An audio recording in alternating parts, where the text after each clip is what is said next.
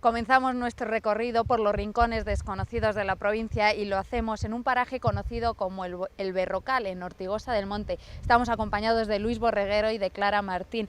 Ahora hablaremos de por qué es especial este paraje. Pues yo diría que muy especial y además muy desconocido, o bastante desconocido. Desde luego nosotros, si no es por la arqueóloga, por Clara, no sé si hubiéramos llegado aquí. Está en el término de Ortigosa del Monte, pero un poco retirado, y hay que ir por zonas de prados y donde nos encontraremos con bastante ganado, y llegamos a un paraje fastuoso, extraordinario, al pie de la sierra, y en el paraje, como tú has dicho, conocido como el Berrocal, y que además es un poco el origen de la construcción del acueducto, con lo cual forma parte de ese conjunto maravilloso que tenemos en Segovia. Es un rincón mágico, Clara, es momento de decir a nuestros espectadores cómo se puede llegar hasta aquí. Bueno, pues está complicado el acceso, pero es fácil si dejáis el coche justo al lado del cementerio de Ortigosa, siguiendo el mismo camino que se parte del propio cementerio, ya pasáis una de las cancelas y ya entráis dentro del paraje, que es grande, evidentemente son casi 250 hectáreas de yacimiento. Y llegar aquí es hablar o retroceder hasta finales del siglo I. Posiblemente la explotación de todo este paraje se vincule con el propio acueducto, y efectivamente la construcción del acueducto data de época de Trajano, de finales del siglo I, principios del siglo II después de Cristo. Y hablamos de que este paraje está inmerso en un proyecto de recuperación mucho más amplio. Sí, queremos un poco dar a conocer lo que es todo el paraje en época romana en el entorno de la ciudad de Segovia y la falda de la sierra. Queremos que la gente sepa que una ciudad romana es mucho más que la propia ciudad intramuros, sino que, bueno, pues que hay asentamientos, hay además vías de comunicación, hay explotaciones agropecuarias, hay además explotaciones como canteras o alguna otra explotación de cobre, como la próxima que tenemos de aquí de los Almadenes. Así que, bueno, queremos enseñar lo que es la riqueza arqueológica vinculada a la ciudad romana de Segovia. En esta ocasión hablamos de un yacimiento de 250 hectáreas de más. Sí, aunque estamos en una fase muy inicial de todo el proyecto de investigación, las prospecciones iniciales que hemos realizado nos pueden abarcar el yacimiento del Berrocal, eso es, unas 250 hectáreas, tanto del término municipal de Ortigosa, que es el que alberga la mayor parte de la superficie, sino que también en el vecino Otero de Herreros. Hay muchas dudas, hay muchas cuestiones que preguntar a Clara. Sí, una de las cosas que siempre me gusta conocer es cómo va a ser posible este gran proyecto que tú has explicado. Es decir, todo tiene un coste, lógicamente, tiene que haber un dinero, y me gustaría conocer un poquito esos entresijos y cómo va a ser posible desarrollar ese proyecto. En definitiva, si hay patrocinadores. Bueno, como ya os he dicho, estamos muy iniciados, estamos con las primeras ideas.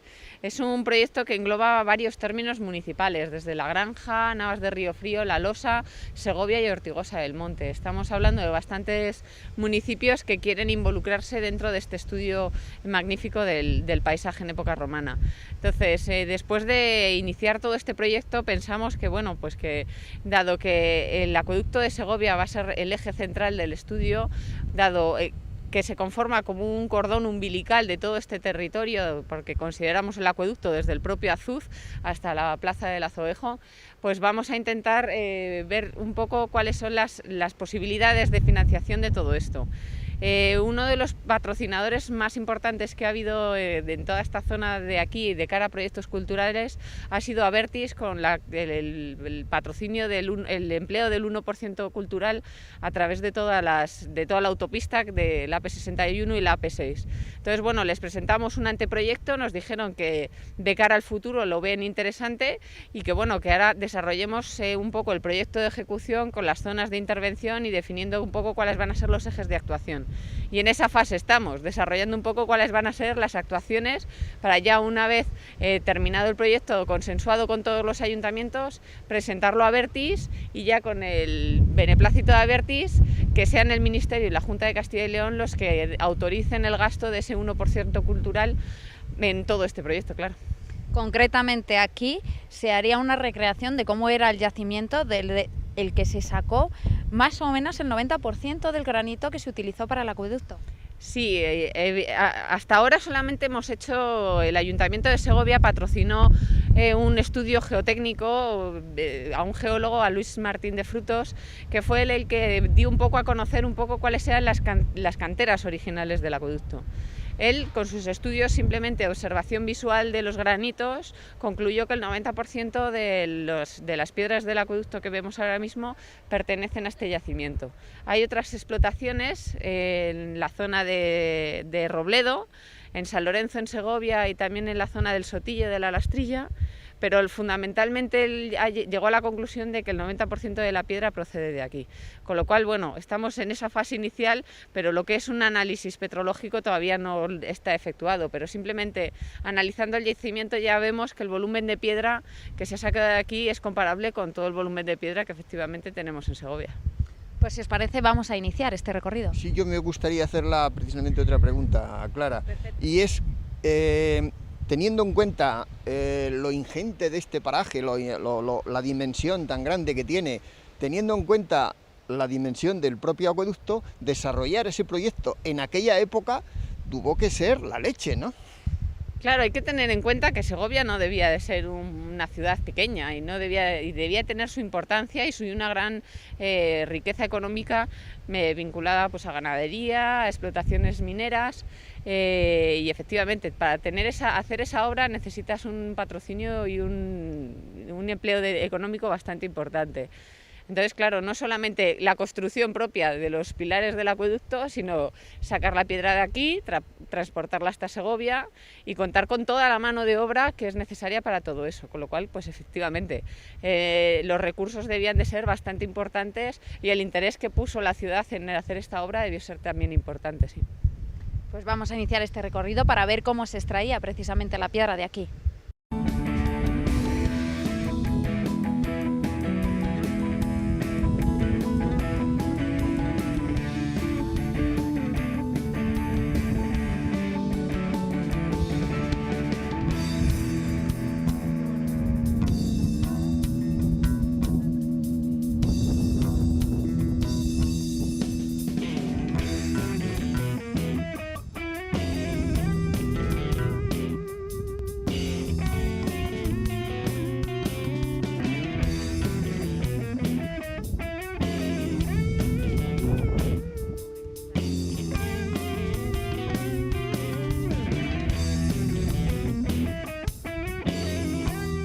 En esta primera parada vamos a ver cómo se extraía la piedra. Sí, aquí en el Berrocal por el momento se han documentado varios sistemas de extracción. Por un lado rompían los grandes bolos graníticos que hay en toda la zona y luego por otro lado extraían los bloques de granito de las lanchas que se llaman en el suelo, son los afloramientos graníticos que hay naturales, en los cuales van a ir metiendo, cincelando con metal, con cuñas de metal, pequeñas hendiduras que son las que vemos ahora mismo aquí en el suelo, sobre las que luego van metiendo cuñas de madera, normalmente de madera, que después de mojarlas se hinchan y van a provocar las propias fracturas de la roca. Van a buscar muy bien qué zonas van a partir, que no tengan fracturas anteriores, para así poder sacar completos los bloques de granito. ¿Por qué se escoge este granito que está a 17 kilómetros de la capital aproximadamente y no otros yacimientos? Las primeras teorías que tenemos, después del estudio geológico que os he mencionado antes, es porque es un granito de muy buena calidad, es muy compacto y no se areniza fácilmente, cosa que otros granitos del entorno de la ciudad son más fáciles de disgregar. Y luego además, muy próximo aquí, en el yacimiento de Otero de Herreros de los Almadenes, que seguro que ya conocéis, está aquí al lado y tiene una explotación minera bastante importante, seguramente una de las fuentes principales de riqueza de la ciudad. Entonces ya tienen una infraestructura muy próxima y conocen el terreno y ya tienen las vías de salida hacia Segovia, así que aunque parezca que está lejos, va a ser una zona ya bastante conocida. Y aparte de todo eso, el granito ya le tienen fuera, no tienen que hacer unas grandes canteras excavadas en el propio terreno, sino que con los bolos y los propios lanchares no tienen que salir a buscarle, le tienen simplemente que picar y sacar los bloques de granito. Llama la atención los expertos en geología que podían ser en el mundo romano. Daros cuenta que en el mundo romano había unos ingenieros espectaculares, o sea, hacían unas obras de ingeniería brutales, y el dinero que van a emplear en ello, los recursos van a ser casi todos van a ser públicos, con lo cual tienen que ir muy sobre seguro de lo que están haciendo. Así que no les importa, van a tener mano de obra gratuita, que serán los esclavos, y luego tienen sus propios ingenieros que van a hacer los análisis del territorio conforme a lo que mejor les venga. Si llegamos aquí, ¿cómo podemos identificar de dónde han sacado granito para el acueducto? Pues por un lado vemos lo que os he dicho, las marcas de cuña como las que tenemos aquí. Luego, por otro lado, en las plataformas de vez en cuando se ven cortes muy rectos con las marcas de cuñas de los negativos que se han quedado del propio granito. Y además, en los bolos de granito que vemos luego, que veremos más allá, se ven cortes perfectamente perpendiculares de la extracción. Y hay zonas de lanchares en los que se ven como pequeñas irregularidades, que son los negativos que han quedado de explotar por completo los bolos de granito enteros. Así que básicamente esas son las huellas, los cortes y los negativos que han ido quedando. Es difícil concretar a día de hoy cuánto tiempo se estuvo trabajando aquí en este yacimiento y cuántas personas. Sí, ya os he dicho que estamos en estudios iniciales y no sabemos durante cuánto tiempo se estuvo trabajando. Daros cuenta que además en Segovia, aparte del acueducto, habría otra serie de edificios públicos que también requerirían posiblemente piedra de aquí. Ya que sacan piedra, la sacan para todas las zonas. Luis, muy curioso. Sí, para mí me gustaría más o menos aproximadamente saber cuándo va a ser visitable, cuándo la gente va a poder venir aquí, porque seguro que esto va a despertar, este programa va a despertar el interés de la gente y algunos o muchos querrán venir aquí a verlo. Ahora mismo el acceso es totalmente libre, o sea, cualquiera puede venir aquí a pasear y podrá contemplar lo que estamos viendo nosotros sin ningún tipo de impedimento, nada más que te puedes encontrar alguna vaca. Aparte de eso, lo que va a ser los itinerarios y posibles recorridos didácticos que queremos plantear, pues eso llevará su tiempo, porque daros cuenta que queda todavía la redacción del proyecto de ejecución, las aprobaciones por parte de todas las administraciones, y de cara será posiblemente en unos años, o sea que no es de hoy para mañana, pero bueno, de momento es como todo, poquito a poco vamos andando el camino. ¿Cuántos puntos podría tener este recorrido didáctico aproximadamente? Bueno, pues sobre todo lo que queremos dar a conocer es un poco los distintos sistemas de extracción que os estamos explicando y las zonas más monumentales, hablando en términos tanto geológicos como arqueológicos. No creo que sea un recorrido muy largo, no abarcará las 250 hectáreas porque es algo inabarcable, pero sobre todo que señalicen los puntos claves del recorrido, y eso yo creo que en una veintena de paradas, en un recorrido de una horita, se hace fácilmente. Pues vamos a continuar nosotros este recorrido.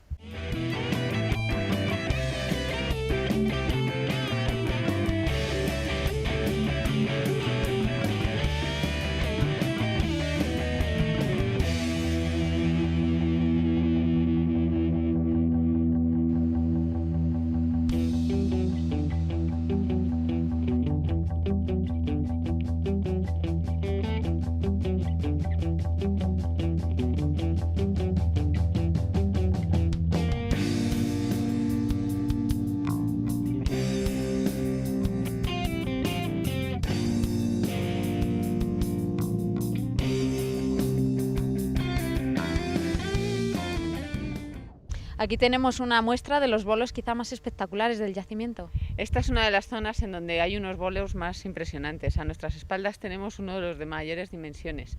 Posiblemente por ese gran volumen de piedra que tiene este bolo y la pendiente que tiene el terreno, decidieron no tocarle con miedo a que se les viniera encima, o porque tenga algún tipo de fractura o que no les viniera bien por la propia roca que tiene. Sin embargo, en el entorno tenemos varios que sí que han sido tocados. Tenemos uno aquí justo delante, o incluso uno ahí arriba, en el que se ha fracturado simplemente una de las capas superiores, el resto está sin tocar. Así que sí, esta es una de las zonas en donde más espectacular tenemos los bolos de granito. Hablamos de que se subían los obreros, en este caso esclavos, a la parte superior del bolo y desde ahí lo rajaban. Sí, lo que van a hacer va a ser, si es necesario, montar algún tipo de andamiaje básico, o sea, no os imaginéis grandes andamios por esta zona, y el esclavo se subía arriba, marcaba con las cuñas, igual que hemos visto en las lanchas, y con la misma presión ejercida por las cuñas de madera, el bloque se fracturaba. Evidentemente tenían que tener cuidado de dónde caía el bloque fracturado para que no aplastara a la gente que estaba tanto arriba o abajo del bloque. Porque hablamos de bloques de gran volumen.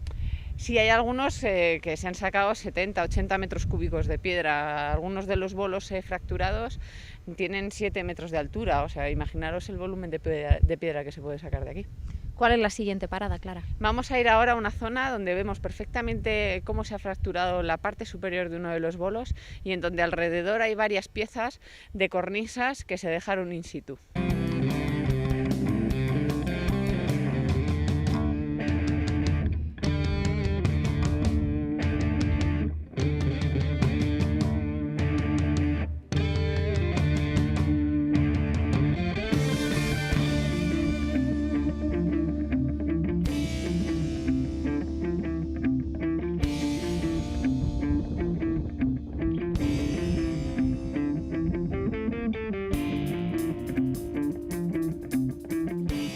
Estamos viendo uno de los bolos en los que se aprecia perfectamente cómo se extraía el granito. Sí, se ve perfectamente cómo le han rebanado por la parte superior con varias muescas en lo que es todo el perfil del bolo y luego le han ido seccionando perpendicularmente para ir sacando los bloques. Es uno de los ejemplos más gráficos que se encuentran dentro del Berrocal de este tipo de extracciones. Pues se puede apreciar que se realizaron 2 extracciones. Sí, se hace lo que es un corte oblicuo, o sea, horizontal, y luego uno vertical, para sacar lo que posiblemente sean sillares o alguna otra pieza cúbica. Además, se puede descubrir por el suelo piezas que se identifica claramente que son descartes de estos trabajos. Sí, sí, echamos un ojo en todo alrededor de estos bolos, hay pequeñas piedras de granito o algunas un poco más grandes que te das cuenta de que son los restos del trabajo de cantería. Sí, sí, hay varias zonas donde se puede ver. Se aprecia porque la forma es diferente a la que se genera con el paso del tiempo. Sí, te das cuenta de que son cortes muy, muy limpios y que no son los cortes y las fracturas naturales de la roca y que se han ido desgastando, nada, no, son fracturas totalmente artificiales, creadas por los restos de la talla. En esta recreación, en este proyecto para ver cómo era esta cantera, cómo se sacaba el granito, ¿están previstas excavaciones? La idea que tenemos es sondear en algunos puntos que nos puedan parecer de interés. Una de las zonas más interesantes está aquí al lado de este bolo, cerca de la zona de las cornisas que hemos visto antes, en donde se ven todos estos descartes y restos de trabajos de talla que están cubriendo una zona interesante que lo mismo planteamos como zona de posible excavación, pero vamos, las excavaciones van a ser muy puntuales. De aquí se sacaban las piezas totalmente talladas o prácticamente. Sí, creemos que gran parte de las piedras y de las piezas que se iban a bajar hacia Segovia ya estaban trabajadas, es decir, venían por encargo. Entonces, aquí tenemos una muestra, por un lado, de cornisas que pudieron pertenecer a un edificio de planta circular porque tienen curvatura y, por otro lado, algún resto de sillares, que se ve perfectamente lo que os digo, que bajaban ya directamente a falta de algunos retoques que fueran necesarios en la propia obra. Es difícil conocer por qué se desecharon estas piezas. Sí, de hecho tampoco podemos concluir que sean realmente de época romana, porque no tenemos ningún resto que nos lo acredite, pero bueno, podemos pensar que el edificio para el que estuvieran destinadas o que las medidas que se tomaron de las piezas no eran las correctas y directamente las descartaron y aquí se quedaron. ¿Con qué herramientas se tallaban estas piedras? Pues básicamente con las herramientas que pueda tener ahora mismo un cantero. Tampoco hemos cambiado mucho más que con las herramientas mecánicas.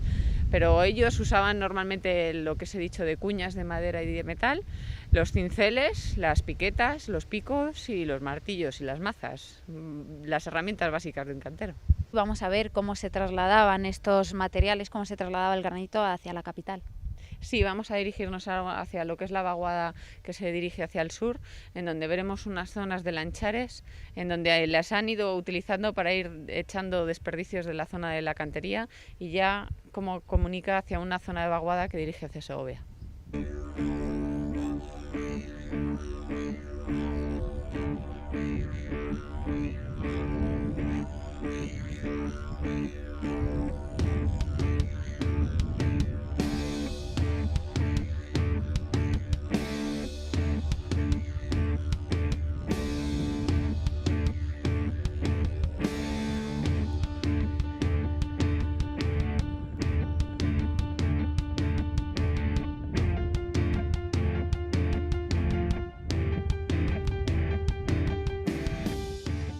desde este punto comenzaba el traslado del granito.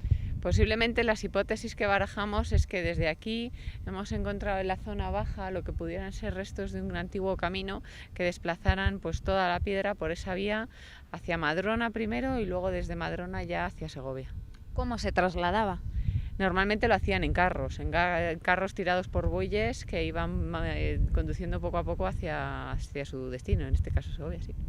Aquí quedan también restos de muchos descartes. Sí, esta zona de pendiente de la ladera es al final una zona en la que, además de explotar los lanchares, como hemos visto en otros puntos, luego les iban colmatando con restos de trabajos de cantería de otras zonas. Es como la zona de desperdicios del propio Berrocal.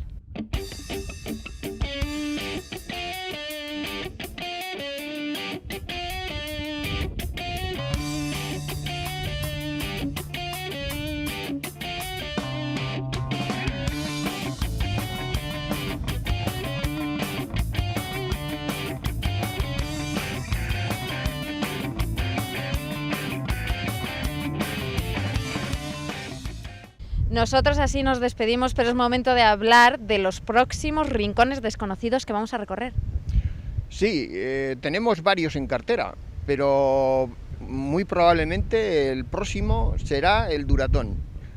Justo una zona romana con restos romanos que además pertenece a Sepúlveda, por dar una referencia de una población así más importante, pero lo que es el parque pertenece al pueblo de Duratón, que además tiene una iglesia románica muy bonita y que yo invito a todos los segovianos a que lo visiten, porque muchas veces lo tenemos ahí cerca y nos vamos lejos desconociendo lo más cercano. Hasta allí viajaremos de nuevo con Clara.